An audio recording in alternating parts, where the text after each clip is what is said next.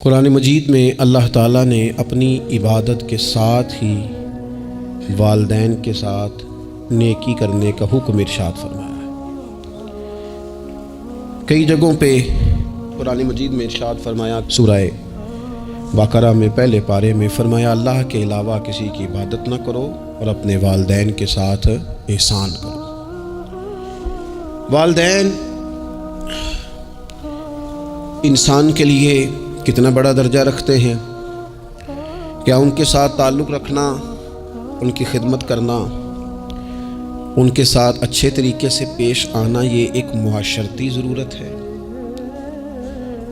کیا یہ ایک خاندانی تقاضا ہے یا اچھے اخلاق والے ہونے کی علامت ہے؟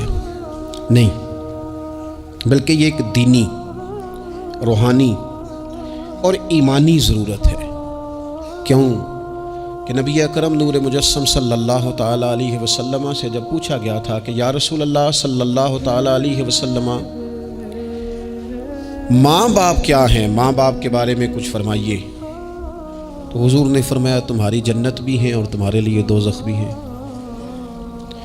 اگر تم ان کے حقوق اچھے طریقے سے ادا کرنے میں کامیاب ہو جاتے ہو، اگر تم ان کے ساتھ اخلاق عالیہ کا رویہ رکھنے میں کامیاب ہو جاتے ہو، اگر تم ان کے ساتھ محبت کا سلوک کرتے ہو، ان کو خوش کرنے میں کامیاب ہو جاتے ہو، شریعت اسلامیہ نے جو ان کے حقوق متعین کیے اگر وہ تم ادا کر لیتے ہو تو تمہارے لیے جنت ہے، اور اگر تم ان حقوق کو ادا کرنے میں ناکام رہتے ہو تو پھر تمہارے لیے دوزخ ہے۔ تو یہ ایک دینی، روحانی، ایمانی ضرورت ہے، اس کا ہمیں احساس ہونا چاہیے۔ ظاہر ہے ہم انسان ہیں اور والدین بھی انسان ہیں، ایسا نہیں ہو سکتا کہ ان کا رویہ ہمیشہ ہی ٹھیک ہو۔ یہ کیسے ممکن ہے کہ وہ کبھی خطا نہ کریں؟ یہ کیسے ہو سکتا ہے کہ کبھی ان کے رویے میں ترش روئی نہ آئے، وہ کبھی تلخ نہ بولیں؟ یہ بھی بہت ساری جگہوں پہ دیکھا گیا ہے، اور یہ 100% حقیقت ہے کہ بعض مقامات پر والدین انصاف بھی نہیں کر پاتے۔ لیکن ایک مسلمان بیٹے کو کیا حکم دیا گیا ہے، اور اس سے شریعت نے یہ مطالبہ کیا ہے کہ والدین کا جو معاملہ ہے، ان کا جو رویہ ہے، اس کے لیے وہ رب کی بارگاہ میں جواب دہ ہیں۔ ساری عدالتیں دنیا میں تو نہیں نہ لگ رہی، ایک عدالت صبح قیامت بھی تو قائم ہوگی۔ اگر وہ کہیں کسی مقام پر، کہیں جگہ پر وہ کسی غلطی کا شکار ہیں تو عند اللہ جواب دیں گے، ہم کیا کریں؟ تو حضور علیہ الصلوۃ والسلام نے فرمایا اگر تمہارے ماں باپ تم پر ظلم بھی کریں تو تم نے پھر بھی نیکی کرنی ہے۔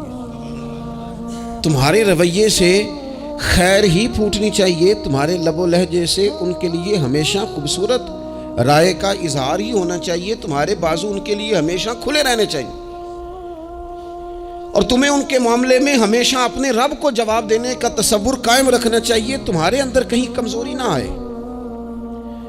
میں بڑی دیر سے اپنے دوستوں کی توجہ اس بات کی طرف مبذول کرا رہا ہوں کہ انسان کے ساتھ ہی ساری چیزیں رہتی ہیں، بیماریاں بھی، پریشانیاں بھی، کاروبار کا اتار چڑھاؤ بھی۔ انسان کے ساتھ دوستوں کی کبھی وفاداری، کبھی بے وفائی، کبھی بچوں کے مسائل، کبھی دیگر رشتہ داروں کے مسائل۔ اسے حکم یہ دیا گیا ہے، اسے سمجھایا یہ گیا ہے کہ وہ کسی ایک چیز میں الجھ کر باقی چیزوں کو بھولنا نہ شروع کر دے، کسی ایک پریشانی، ایک آزمائش کی وجہ سے اپنی زندگی کے سارے معاملات کو داؤ پہ لگانا نہ شروع کر دے، بلکہ وہ اپنے دل کو، اپنے سینے کو، اپنی طبیعت کو کشادہ رکھے۔ یہی معاملہ ماں باپ کے تعلق سے ہوتا ہے۔ ہم نہ ذرا دیگر کاموں میں بعض اوقات اس طرح کو الجھتے ہیں کہ اپنی اس اہم ذمہ داری سے ہم نظریں ہٹا لیتے ہیں۔ میرے نبی اکرم صلی اللہ تعالیٰ علیہ وسلم سے ایک شخص نے یہ عرض کیا تھا کہ یا رسول اللہ صلی اللہ تعالیٰ علیہ وسلم، میں نے نہ تیز دھوپ میں جلتی اور تپتی ہوئی زمین پر کئی میل کا سفر اپنی ماں کو اٹھا کے اس طرح کیا ہے کہ میرے پیروں میں جوتے نہیں تھے۔ اس پوری بات کو پھر سے آپ سمجھے بھلا میں نے کیا کہا؟ یعنی گرم زمین پر گرمیوں میں چلنا ایک انتہائی مشکل کام ہے، اور پھر گرمی اگر عرب شریف کی ہو اور صحرائی علاقہ ہو، اور پھر آپ نے ایک شخص کو بھی کندھوں پر اٹھایا ہوا ہو، یا رسول اللہ صلی اللہ تعالیٰ علیہ وسلم، گرم موسم میں گرم ریت پر ننگے پاؤں ماں کو اٹھا کر میں نے میلوں کا سفر کیا۔ خدا را میری بات کو تقریر نہ سمجھنا، یہ ایک غلام نے اپنے نبی سے سوال کیا ہے۔ اس سوال کی لذت کو محسوس کریں اور پھر جواب کا حسن ملاحظہ کریں۔ عرض کی حضور، بڑا میں نے سنا ہے کہ ماں باپ کی خدمت کا حق ادا کرنا چاہیے، تو وہ میں کوئی حق ادا کر سکا ہوں، کوئی خدمت کر سکا ہوں؟ اس نے کہا میں نے میلوں ننگے پاؤں تپتی زمین پر صحرا میں سفر کیا ہے۔ تو محبوب کریم نے بھی اسے سبق یاد کرایا۔ اس نے اپنی طرف سے خدمت بتائی تھی تو حضور نے ماں کی شفقت بتائی۔ فرمایا جب تو پیدا ہوا تھا تو تیری ماں کو درد کے جھٹکے آئے تھے، وہ جو جھٹکے آئے تھے نا، ان جھٹکوں میں سے اب یہ ایک جھٹکے کا بھی تو حق ادا نہیں کر سکا۔ وہ جو درد کے جھٹکے تھے، وہ جو تکلیف تھی، کتنی مائیں دوران زچ کی دنیا سے چلی جاتی ہیں۔ وہ بیٹا پیدا کر گئی، خود رخصت ہو گئی، وہ جان پر کھیل گئی، لیکن ایک زندگی دنیا میں چھوڑ گئی۔ لیکن کیا کبھی ایسا ہوا ہے کہ کسی ماں نے کہیں کھڑے ہو کے کہا ہو کہ اوہو میں نے بڑا کام کیا ہے، میں نے بڑی خدمت کی ہے، میں نے یہ کیا ہے، میں نے یہ اعزاز دیا ہے، لیکن بچے تھوڑا سا کر کے نا، آپ نے ناراض نہیں ہونا، میں نے اپنے کانوں سے یہ باتیں سنی ہیں کہ جی الحمدللہ میں نے ابا جی کو حج کرایا ہے، شکر ہے اللہ کا جی، ابا جی میرے پاس ہی تھے جی، باقی بھائیوں کے پاس نہیں تھے۔ تو ابا جی کس کے تھے؟ پڑوسی نے حج کرانا تھا، آپ کے پاس تھے نا، تو آپ کے والد ہی تھے نا۔ آپ نے یہ 20 مرتبہ بتایا ہے کہ والد کی میں خدمت کرتا ہوں، میرے پاس رہتا، یہ بھی بتاؤ کہ ابا نے مجھے حصہ کتنا دیا ہے۔ ساتھ یہ بھی بیان کرو کہ صرف ابا ہی میرے پاس نہیں رہتا، میں نے بھی ساری زندگی باپ کے پاس ہی گزاری ہے۔ اس نے بھی کبھی کہا تھا چاروں میرے پاس ہوتے ہیں، پانچوں میں نے رکھے ہوئے ہیں۔ کیا مذاق ہے، کتنی چھوٹی سوچ ہے۔ اپنے والدین کے ساتھ بڑا رویہ عمدہ کیا جائے، کبھی نہ الجھنا۔ خبردار، ایک مقام پر ماں باپ کی نافرمانی کی جا سکتی ہے، وہ کب؟ جب وہ آپ کو دین کے مخالف چلنے کا کہیں، جب رب رسول کی مخالفت کا معاذ اللہ کہیں، اور مسلمان والدین یہ کبھی کہہ سکتے نہیں۔ باقی ہر کام میں ان کی فرما برداری ہے، ان کی خدمت ہے، ہر جائز کام میں ان کی بات کو تسلیم کرنا ہے۔ بلکہ حضرت اسماء بنت ابی بکر صدیق، حضرت صدیق اکبر رضی اللہ تعالی عنہ کی صاحبزادی ہیں، انہوں نے ایک دفعہ نبی پاک علیہ السلام کی خدمت میں ایک سوال بھیجا تھا۔ عرض کی یا رسول اللہ صلی اللہ تعالی علیہ وسلم، ماں مشرکہ ہے، اللہ رسول کو نہیں مانتی، معاذ اللہ، ماں مشرکہ ہے، تو حضور وہ مجھ سے ملنا چاہتی ہے، کیا میں اس سے حسن سلوک کر سکتی ہوں؟ نبی کریم نے فرمایا تیری تو ماں ہے نا، چل تم اچھا سلوک ہی کر، تم اپنا رویہ اس کے ساتھ ٹھیک رکھ، کیونکہ تیری والدہ ہے۔ میں آج حقوق والدین پر تقریر نہیں کرنے جا رہا، بس ایسے ہی مجھے خیال آیا۔ میں ایک دوست نے ایک سوال پوچھا ہے، مجھے اچھا لگا ان کا بات پوچھنا۔ انہوں نے یہ پوچھا ہے کہ اگر کسی شخص کے والدین دنیا سے چلے جائیں اور جانے کے بعد اسے احساس ہو کہ مجھ سے بڑی غلطیاں ہو گئیں، اسے احساس ہو کہ بڑی کوتاہیاں ہو گئیں، بڑی جگہوں پہ میں بھول گیا۔ بہت سارے لوگوں کو پچھتاوا ہوتا ہے کہ یار بڑی چیزیں تھیں جو ہم کر سکتے تھے پر ہم سے نہیں ہو سکیں۔ انہوں نے پوچھا جی کوئی اب بھی کوئی اس کا حل ہے؟ تو میں نے کہا ہے نا، ہم رسول رحمت کے ماننے والے ہیں صلی اللہ تعالی علیہ وسلم۔ نبی پاک صلی اللہ تعالی علیہ وسلم نے ارشاد فرمایا، الترغیب بالترہیب میں حدیث موجود ہے، حضرت انس بن مالک رضی اللہ تعالیٰ عنہ حدیث کے راوی ہیں۔ اللہ کے پیارے حبیب علیہ الصلوۃ والسلام نے فرمایا جس بندے کے والدین یا دونوں میں سے کوئی ایک انتقال کر جائے اور وہ معاذ اللہ ان کا نافرمان ہو، تو فرمایا پھر ان کے لیے دعا کرتا رہے، استغفار کرتا رہے، کرتا رہے، کرتا رہے، کرتا رہے، امید ہے اللہ اسے نیکوکاروں میں لکھ دے گا، وہ فرما برداروں میں آ جائے گا۔ شرط یہ ہے کہ وہ ان کے لیے استغفار کرے، دعائے مغفرت کرے، اب ان کے لیے وہ اب ہی شروع کر دے ان کو یاد کرنا، ابھی اس مقام پر آ جائے، ابھی کچھ سوچ لے، تو اللہ تعالیٰ کی بارگاہ سے کرم کی امید ہے کہ اللہ اس نے جو زندگی میں اس سے غلطیاں ہو گئی، رب اس کی ان غلطیوں کو معاف کر دے گا۔ روز استغفار کرے۔ ایک دوست نے مجھ سے ایک دفعہ پوچھا تھا کہ حضرت صاحب والدین چلے گئے ہیں، ان کے لیے کیا کروں؟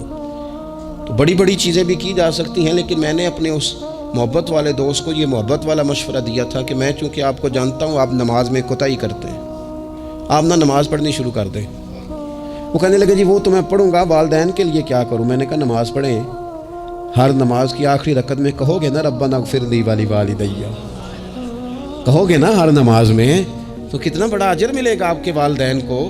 اور پھر وہ سارا اسلوب کہ پہلے آپ نے قیام کیا، پھر آپ نے رکوع کیا، پھر آپ نے سجدہ کیا، پھر آپ اتحیات میں بیٹھے، پہلے آپ نے اللہ کی بارگاہ کے اندر اس کی عبادت کرنے کا دھم بھرا، پھر اس کی وحدانیت کی شہادت دی، پھر اس کے محبوب پر درود پڑھا، اتنے سارے کام کر کے اب آپ نے آخر میں کہا ربنا اغفر لی ولوالدیّ، یا اللہ مجھے بخش دے اور میرے والدین کو بخش دے۔ تو بتائیے اللہ کتنا کرم فرمائے گا۔ تو اپنے والدین کے لیے ان کے جانے کے بعد بہت ساری چیزیں ہیں، کفن دفن کا بندوبست کیا جائے، جنازے کا اہتمام کیا جائے، لیکن کچھ چیزوں کو نبی پاک علیہ الصلوۃ والسلام نے ذرا توجہ سے ہمیں سمجھایا ہے اور ہماری بار بار توجہ دلائی ہے۔ ایک شخص نے عرض کیا تھا یا رسول اللہ صلی اللہ تعالیٰ علیہ وآلہ وسلم کہ میرے والدین دنیا سے چلے گئے ہیں تو کیا اب بھی میں ان کے ساتھ کوئی بھلائی کر سکتا ہوں؟ اچھا پہلے میں آپ سے ایک بات عرض کروں،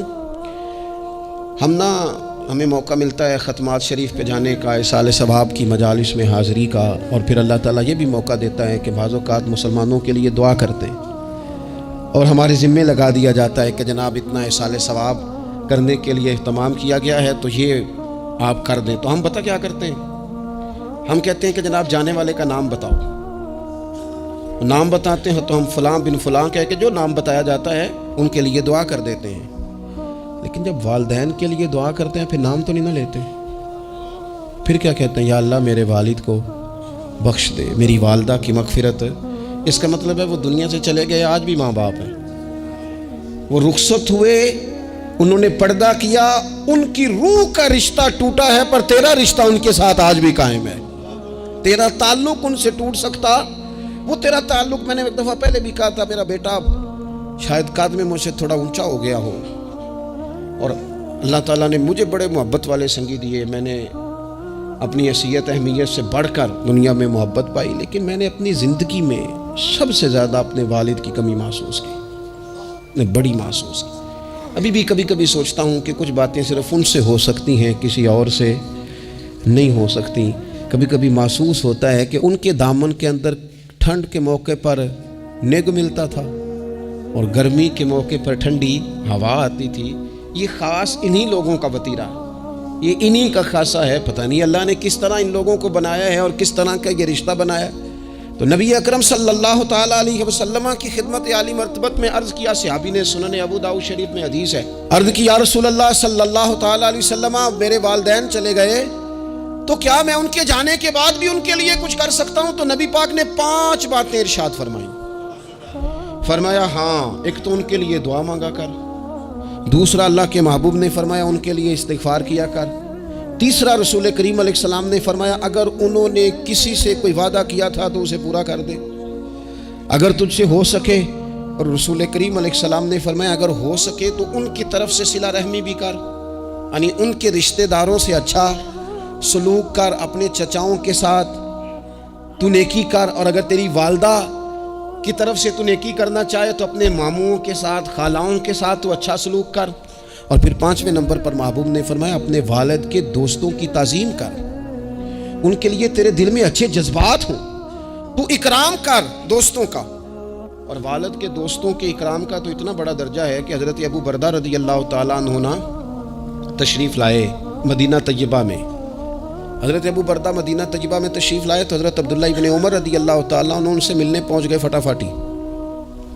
مصروف آدمی تھے حضرت عبداللہ ابن عمر، بہت بڑے مفتی تھے، لوگ ہر وقت مسائل پوچھتے تھے، حج کے سب سے زیادہ مسائل انہی کو آتے تھے اور صحابہ میں ایک بہت بڑا مقام رکھتے تھے۔ حضرت عبداللہ ابن عمر فوراً حضرت ابو بردہ رضی اللہ تعالیٰ عنہ سے ملاقات کے لیے پہنچے اور پہنچتے ہی فرمانے لگے آپ کو پتہ ہے میں آپ سے کیوں ملنے آیا ہوں؟ حضرت ابو بردہ کہنے لگے میں تو خود بڑا حیران ہوں کہ آپ ایک مصروف آدمی اور آپ ٹائم نکال کر کے میرے پاس تشریف لائے۔ فرمانے لگے اس لیے آیا ہوں کہ میرے والد آپ کے والد کے دوست تھے، حضرت فاروق اعظم کے دوست تھے آپ کے والد، اور یہ صحیح ابن حبان میں یہ لفظ موجود ہیں۔ حضرت سیدنا عبداللہ ابن عمر رضی اللہ تعالیٰ عنہ فرمانے لگے نبی پاک علیہ السلام نے فرمایا ہے کہ جو اپنے والد کی قبر میں ان سے اچھا سلوک کرنا چاہے وہ والد کے دوستوں کے ساتھ اچھا سلوک کرے۔ وہ اس رویے کو، اس محبت کو قائم کرے، اس چیز پر خاص اہتمام کرے، خاص ذوق دے۔ ہمارے ہاں نا جی ہم جلدی سے مصروف ہو جاتے ہیں اور اپنے دوستوں کو زیادہ ٹائم دیتے ہیں، اپنا آنا جانا، اپنا اٹھنا بیٹھنا، اپنے شب و روز ان میں ہم زیادہ وقت گزارتے ہیں۔ کرنے کا کام یہ ہے کہ تھوڑا ٹائم نکال کے، تھوڑی فرصت دیکھ کر اس پر تھوڑی توجہ دی جائے۔ اسی طرح معروف روایت سیاستہ میں موجود ہے، حضرت مالک بن دار کہتے ہیں کہ میں حضرت عبداللہ ابن عمر کے ساتھ جا رہا تھا تو میں نے دیکھا ایک بدو ننگے پاؤں اور ننگے سر آ رہے ہیں۔ حضرت عبداللہ ابن عمر نے فٹافٹ انہیں اپنی سواری بھی دے دی، سیاستہ سے حدیث عرض کر رہا ہوں، سواری بھی دے دی اور پگڑی بھی دے دی۔ فرماتے میں نے عرض کی حضرت عبداللہ ابن عمر سے کہ حضور یہ بدو ہیں گے تو تھوڑے سے نذرانے پہ بھی خوش ہو جاتے، آپ کوئی عام معمولی سا تحفہ بھی دیتے تو راضی ہو جاتے، اور آپ نے پگڑی بھی دے دی اور گھوڑا بھی دے دیا۔ حضرت عبداللہ ابن عمر کہنے لگے یہ کوئی عام آدمی نہیں، یہ میرے والد کے دوست ہیں، اور والد کے دوستوں سے محبت کرنا یہ ہمیں رسول رحمت نے سکھایا ہے، کیونکہ اصلاں نال جے نیکی کریے تو نسلاں تاک نہیں بول دے۔ محبتوں کو قائم رکھنا، ان کو دوام دینا۔ ہمارا تو چچا کے ساتھ سلوک نہیں رہتا، توجہ نہیں رہتی۔ ہم نے اصالِ ثواب کا جو مفہوم بنا لیا ہے وہ بڑا گڑبڑ ہے۔ اگر تو کسی کے پاس بہت زیادہ پیسے ہوتے ہیں تو وہ اصالِ ثواب کی محفل ویسے ہی ایک سیاسی اجتماع بن جاتی ہے، اور جو عام لوگ ہیں ان کا زور کہیں نہیں چلتا تو چلو مسجد میں تو چلتا ہی ہے نا، وہ آ کے کہتے ہیں مولوی صاحب کو کہ بچے بھیجیں اور پورا قرآن پاک پڑھانا ہے ہم نے۔ بھئی نبی پاک علیہ السلام نے تو فرمایا جتنی دیر دل جمے اتنی دیر پڑھو، آپ نے کیوں پابند کیا پورا پڑھنے کا؟ اور پھر اللہ تبارک و تعالیٰ اگر معاف فرمانے پہ آئے، وہ تو پتر بسم اللہ بھی پڑھے تو اللہ باپ کو معاف فرما دیتا ہے۔ شرط یہ ہے کہ خلوص ہو، وہاں تو معیار دیکھا جاتا ہے، مقدار تھوڑی دیکھی جائے۔ تو اصالِ ثواب تو یہ ہے کہ آپ ضرورت دیکھیں کس چیز کی ہے۔ ہمارے ہاں منوں کے حساب سے کھانے پک جاتے ہیں، بڑی بڑی لمبی دعوتیں ہوتی ہیں، بڑا کچھ ہوتا ہے، لیکن جو ضرورت ہوتی ہے، ضرورت کو ہم نہیں دیکھتے۔ اگر آپ کوئی اور کام ضرورت کا کرا دینا، کروڑوں روپیہ آپ نے لگا دیا ختمات پہ اور فلاں پہ، اور جس قبرستان میں آپ نے والد کو دفن کیا اس میں تو غریبوں کے لیے مزید جگہ ہی نہیں دفن کرنے کی، تو یہ اچھا اصالِ ثواب نہیں تھا کہ قبرستان کی جگہ بڑھائی جاتی؟ یہ اچھا اصالِ ثواب نہیں تھا کہ مسجد کا ماحول دیکھا جاتا، علاقے کے غرباء پر نظر کی جاتی؟ وہ لوگ جو بیچارے قرض کے نیچے آ کے پوری طرح دب گئے ہیں، نفسیاتی مریض ہو گئے، ان غریبوں کو دیکھا جاتا، یہ اصالِ ثواب نہیں تھا؟ آپ دیکھیے حضرت سعد رضی اللہ تعالیٰ عنہ نے حضور کی بارگاہ میں عرض کی، یا رسول اللہ صلی اللہ تعالیٰ علیہ وآلہ وسلم، میری ماں ایک غلام آزاد کرنا چاہتی تھی، اگر میں ان کی طرف سے وہ غلام آزاد کر دوں۔ موطا امام مالک میں روایت موجود ہے، اب غلام آزاد جب آپ کر دیتے تھے نا، آج کل تو غلام بکتے نہیں، لیکن ایک قسم غلامی کی آج بھی ہے، بتا دوں آپ کو، وہ جو بندہ ایڈوانس نہیں لے لیتا بیچارہ 4 لاکھ روپیہ، پھر اس کو تنخواہ بھی پوری نہیں ملتی، پھر اس کی جان بھی نہیں چھوٹتی، وہ کہیں اور جا بھی نہیں سکتا۔ بھئی آپ ایڈوانس دیں گے کسی کو، اس کو خرید تو نہیں نہ لیں گے، اس کی مجبوری تو نہیں نہ خریدیں گے، اللہ کو ناراض تو نہیں نہ کر لیں گے۔ آپ ایڈوانس دیں لیکن پھر اسے تنخواہ بھی تو اتنی دیں جتنی معاشرے میں روٹین سے ہوتی ہے۔ یا رسول اللہ اگر میں غلام آزاد کر دوں اپنی ماں کی طرف سے، چل تو بھی کسی کو ایڈوانس معاف کر دے ماں باپ کی طرف سے، چل تو بھی کسی کو چھوڑ دے قرضہ ماں باپ کی طرف سے چھوڑ دے، کچھ نہیں ہوتا۔ رسول کریم علیہ السلام کی بارگاہ میں عرض کی حضرت سعد نے، یا رسول اللہ صلی اللہ تعالی علیہ وسلم، اگر میں اماں کی طرف سے غلام آزاد کروں تو ماں کو ثواب ملے گا؟ حضور نے فرمایا کرنا، ملے گا نا تیری ماں کو ثواب، کرنا تم یہ اصالِ ثواب، یہ والا اصالِ ثواب کرنا۔ حضرت سعد رضی اللہ تعالیٰ عنہ نے ایک مقام پر یہ بھی عرض کیا تھا، ابو داؤد شریف میں موجود ہے کہ یا رسول اللہ صلی اللہ تعالیٰ علیہ وسلم، میری ماں کا انتقال ہو گیا، ان کی طرف سے کچھ کرنا چاہتا ہوں، کیا کروں؟ میں آپ سے عرض کرتا ہوں نا، تنقید کرنا تو آسان کام ہے، تو بنائے نا کسی مدرسے میں کمرہ جہاں طالب علم پڑھیں، والدین کی طرف سے بنائیں، جا کے دیکھو نا، یہ بات کرنا تو آسان ہے کہ ہسپتالوں میں ایک بیڈ پہ 4 لوگ پڑے ہیں، تو آپ اپنے والد صاحب کی طرف سے ہسپتال میں 2 کمرے بنوا دینا، آپ کو 20 بیڈ پہنچا دینا، آپ جا کے بات کریں کسی ٹرسٹ والے سے اور کسی سرکاری ہاسپٹل والے سے کہ لائنوں میں لگے ہوئے ہیں لوگ، ہارٹ کا پیشنٹ جو بیچارہ قریب ہو جاتا ہے موت کے اور اس کا ٹیسٹ ہی نہیں ہو پاتا، مشینیں نہیں چلتی، تو آ کے پڑھے نا۔ کیا یہ کام نہیں ہے دور بیٹھ کر تنقید کر دینا اور تھوڑی دیر تبصروں کا مزہ لے کے چپ کر دینا؟ یہ تو کوئی بھی کر لے گا، لیکن عملی اقدام کس نے کرنا ہے؟ حضرت سعد نے عرض کی حضور اماں چلی گئی ہے، ان کے لیے کیا کروں؟ تو شارحین حدیث کہتے ہیں شاید میٹھے پانی کے کنووں کی بعض جگہوں پہ کمی تھی کریم نے فرمایا پانی کا احسال ثواب کر. حضرت سعد نے اماں کی طرف سے پورا کنواں کھدوایا اور حضور نے نام رکھا, فرمایا یہ سعد کی ماں کے نام کا کنواں ہے, تو کر دیں اماں جی کے نام پر کوئی خیر کا کام. اگر اور کچھ نہ ہو سکے تو اگر گلی ہم نے تنگ کر دی ہے نا, تو ابا جی کی طرف سے وہ کشادہ کر دیں, اس کا بھی ثواب ہوگا انشاءاللہ. 4 فٹ جگہ چھوڑ دیں تاکہ لوگوں کو آنے جانے میں آسانی ہو. جہاں جہاں آپ لوگوں کے لیے خیر کریں گے اس پہ اللہ اجر عطا کرے. تو احسال ثواب کی یہ والی صورتیں بھی اختیار کریں. پھر ٹائم نکال کر والدین کی قبر پر جائیں اور وہاں حاضری دیں. جو لوگ مزارات پر جانے کے شوقین ہیں وہ ضرور جائیں, میں بھی جاتا ہوں. اور میں آپ کو پہلے بھی کہہ چکا ہوں, میں داتا صاحب رحمۃ اللہ علیہ کبھی بھی اس طرح نہیں گیا کہ میں جلسے پہ گیا ہوں, محفل پہ گیا ہوں, کسی کام گیا ہوں تو حاضری دے لوں. میں سمجھتا ہوں یہ ٹھیک نہیں ہے. میں تو داتا صاحب اسپیشل جاتا ہوں. میں تو حضرت بابا صاحب بھی جب جاتا ہوں تو اسپیشل جاتا ہوں, اور میں جاتا بھی ہوں تو ان کی خدمات دینیہ کو, ان کی عظمتوں کو سلام کرنے جاتا ہوں. میں تو فیوزات روحانیہ کے لیے جاتا ہوں, ایز اے خاص جاتا ہوں, حاضری دیتا ہوں. یہ بڑا کمال بات ہے. لیکن آپ کو ایک بات عرض کروں, یہ اللہ والوں کے مزارات ہیں, ان پر ضرور جانا چاہیے. لیکن ایک بات یاد رکھنا, ہر بیٹے کے لیے اس کے باپ کی قبر مزار ہے, ہر بیٹے کے لیے اس کی ماں کی قبر مزار ہے. اس پر بھی حاضری دو. حاضری کا مزاج بناؤ. یہاں جا کر کے نا حاضری دے کے آؤ. میں قبرستان سے نکل رہا تھا تو ایک دوست نے مجھے کہا کہاں ہیں؟ میں نے کہا میں اپنے والد صاحب کی قبر پہ حاضری دے کے آ رہا ہوں. کہنے لگے ان کا مزار کہاں ہے؟ میں نے کہا وہ آپ کے لیے تو کوئی روایتی مزار نہیں ہے, وہ میرے لیے مزار ہے, کیونکہ میرے والد ہیں نا, وہ راضی ہوں گے تو رب راضی ہوگا. والدہ کے لیے نبی پاک نے فرمایا اس کے پیروں کے نیچے جنت ہے, تو جس کے پیروں کے نیچے تیری جنت ہے, بتاؤ اس کی قبر تیرے لیے مزار نہیں؟ اس کی قبر تیرے لیے باعث فیوز و برکات نہیں؟ تو نبی پاک صلی اللہ علیہ وسلم نے فرمایا ایک روایت میں, جو ہر جمعے والے دن اپنے والدین کی قبر پہ جائے گا, اللہ تبارک و تعالی جانے والے کی بھی بخشش فرما دے گا. تھوڑا سا نا مخصوص سا ٹائم نکالیں, کچھ تھوڑا سا ارادہ کریں, حاضری کا پروگرام بنائیں. ایک بات اور عرض کرنی ہے یہاں, اس کو میں بڑا ضروری سمجھتا ہوں آخر میں آپ کی خدمت میں عرض کرنا. ایک بات اچھی طرح سے طے کر لینا, کچھ چیزیں ایسی ہوتی ہیں جو ادھار ہوتی ہیں, کچھ ایسی ہوتی ہیں جو نقد ہوتی ہیں, بالکل نقد, ان میں ادھار نہیں ہوتا. وہ کہتے ہیں نا جی ہم ادھار کا کاروبار نہیں کرتے, ہمارا سارا کاروبار کیش کا ہے, ہم بالکل ایک ہاتھ دے دوسرے ہاتھ لے, ہمارا یہ سلسلہ ہے, ہم بالکل جو ہے نا کسی قسم کا کریڈٹ پہ نہیں چلتے. میں آپ سے عرض کروں, نبی پاک علیہ السلام نے فرمایا کسی جرم کی سزا اللہ تعالیٰ دنیا میں نہیں دیتا اتنی جلدی. بہت ساری سزائیں رب نے روک دی ہیں, قیامت کو دی جائیں گی. اللہ تعالیٰ سب سزاؤں سے ہمیں محفوظ فرمائے. لیکن فرمایا والدین کی نافرمانی ایسا جرم ہے جس کی دنیا میں بھی سزا ملتی ہے, دنیا میں یہ طے ہے.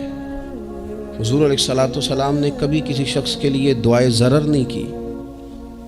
حضور نے تو کبھی یہ بھی نہیں کہا جو پتھر مار رہے تھے کہ یہ تباہ ہو جائیں, برباد ہو جائیں, ان کی ناک خاک آلود ہو جائے.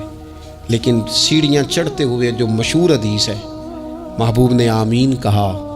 اور پھر حضرت جبریل نے جب 3 لوگ بتائے تو ان میں ایک بندہ وہ تھا. حضرت جبریل امین عرض کرنے لگے یا رسول اللہ صلی اللہ تعالیٰ علیہ وسلم, جس نے اپنے ماں باپ دونوں یا کسی ایک کو بڑھاپے میں پایا اور پھر ان کی خدمت کر کے جنت حاصل نہ کر سکا, اس کی ناک خاک آلود ہو جائے. تو حضور فرماتے میں نے بھی کہا آمین, ہو جائے, اسے ہو ہی جانا چاہیے. یہ شخص اس طرح کا ہے کہ اسے خاک آلود ہو ہی جانا چاہیے. کبھی بھی زندگی میں اپنے والدین, کیا ہمیں دعا سکھائی قرآن پاک نے, کہا وَقُرْ رَبِّ ارْحَمْهُمَا كَمَا رَبَّيَانِي صَغِيرًا. آپ کہیے, آپ یہ دعا کیجئے کہ اے میرے پروردگار ان دونوں پر رحم فرما جنہوں نے بچپن میں مجھے پالا, ان دونوں پر رحم فرما. اپنے والدین کے لیے اپنے تھوڑے سے دل کو بڑا کریں, کچھ چیزیں اپنی زندگی میں طے کریں, کچھ معاملات اپنی زندگی میں. ہمارے ایک استاد تھے گجرانوالہ میں, نام لیتا ہوں, حضرت مفتی عبداللطیف صاحب رحمۃ اللہ علیہ, یہ حضرت محدث اعظم کے شاگرد ہیں, اور اعلیٰ حضرت کے بڑے صاحبزادے حضرت حجت الاسلام مولانا حامد رضا خان صاحب رحمۃ اللہ علیہ کے یہ شاید واحد مرید تھے ہمارے شہر میں, مفتی عبداللطیف صاحب قادری حامدی. गुजरांवाला में शायद को शख्स हो जिसने गुजरांवाला में पढ़ा हो तो वो हज़रत का शागिर्द या शागिर्द का शागिर्द। ये उनकी ज़िंदगी थी। उनकी वालदा की बड़ी लंबी उम्र हुई तो उनके बाज़ क्लास फेलो ना उस्ताद साहब कहते मुझे मजाक करते हैं। वो कहते रात को महफिल पे आना है तो उस्ताद जी कहते मैं अम्मी से पूछ के बताऊंगा। तो कहते आप क्या बात करते हैं, इतनी आपकी उम्र हो गई, बच्चे आपके बड़े हैं, पोते आपके, पोतियां नवाज, और अभी भी अम्मी से। फरमाते अम्मा बूढ़ी हैं, ज़ईफ़ा हैं, मैं नहीं ना होता तो परेशान हो जाती हैं, देर से आता हूँ तो सो नहीं पाती, अम्मी से पूछ कर बताऊँगा। ओ दोस्तों, ये लोग शायद आज इसीलिए इनके मज़ारात से खुशबू ज़्यादा आती है, शायद इसीलिए लोग इनका नाम मिंबरों पे लेते हैं, जुम्मों में तज़किरे करते हैं, शायद इसीलिए इनके लिए दुआएं ज़्यादा होती हैं, शायद इसीलिए इनकी असनाद ज़्यादा चलती हैं। क्या मेरे रसूल करीम ने फरमाया? हुज़ूर ने फरमाया सहाबा अगर मेरी वालदा मौजूद होती ना और मैं तुम्हें नमाज़ पढ़ाने आता और मैं सूरह फातिहा पढ़ लेता और मेरी माँ पर्दा सिरका के कहती बेटा ज़रा मेरी बात सुनना, तो फरमाया अल्लाह की कसम नमाज तोड़ के अपनी अम्मा की बात सुन के आता। आप मेरी बात को समझें, इस मफ़हूम को अपनी ज़िंदगी में पैदा करें और बिलखुसूस वालिदैन रुखसत हो जाएं तो फिर तो ज़्यादा हक़ बनता है कि हम थोड़ा और ज़्यादा मोहतात हो जाएं।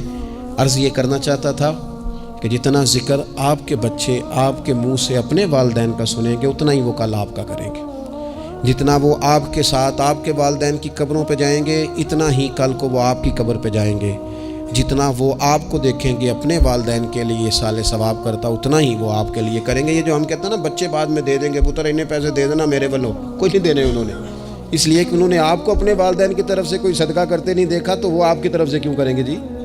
ये तो रिवाज है जो आपने डालना है तो ये घर में डल जाना है। अल्लाह तबारक व तआला की बारगाह में दुआ करता हूँ अल्लाह हमें समझ नसीब करे।